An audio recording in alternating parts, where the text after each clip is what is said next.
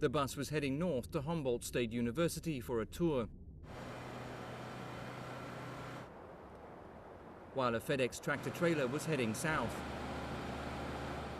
The truck lost control and crossed over the grass median into opposing traffic.